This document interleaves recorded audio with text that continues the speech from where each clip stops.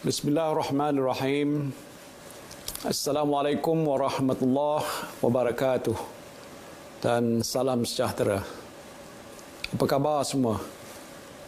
Saya doakan saudara dan saudari sihat walafiat, insya-Allah.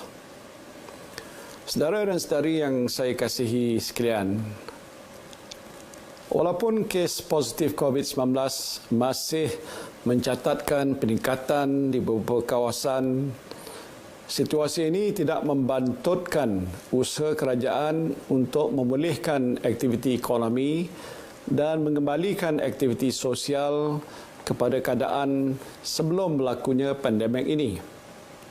Kerajaan sedar bahawa usaha untuk mencegah penyakit COVID-19 daripada terus menular adalah penting bagi memastikan keadaan ekonomi rakyat dan negara dapat dibaik pulih dengan kadar segera.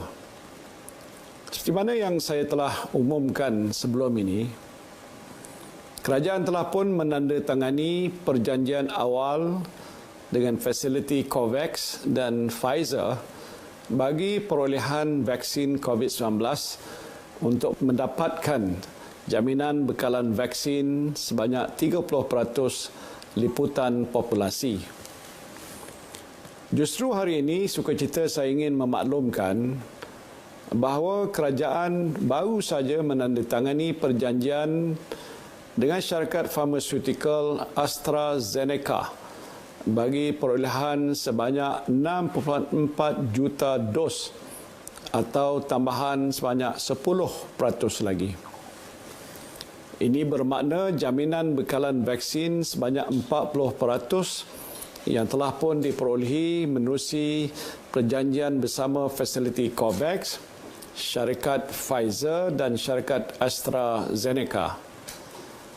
Kerajaan juga sedang dalam proses rundingan akhir dengan Sinovac, CanSino dan Gamaleya bagi mendapatkan jaminan bekalan vaksin bertambah melebihi 80% jumlah populasi negara atau 26.5 juta.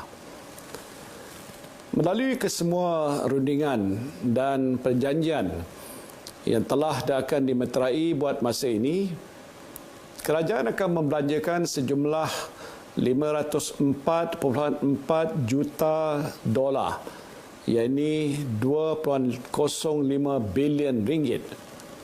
Jumlah 80% ini adalah melebihi sasaran awal kita, iaitu untuk memberikan vaksin kepada 70% rakyat Malaysia.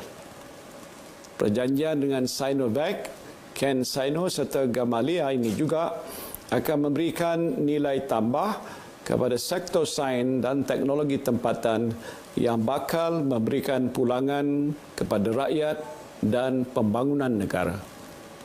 Ini termasuklah melakukan proses pembotolan vaksin di dalam negara, pendidikan dan pembangunan, serta perkongsian pengetahuan dan pemindahan teknologi. Kerajaan akan terus mengadakan rundingan dengan syarikat-syarikat farmaseutical yang lain bagi memastikan negara kita mempunyai jaminan akses bekalan vaksin percuma yang mencukupi. Vaksin yang akan diperolehi juga akan dipastikan selamat dan berkesan.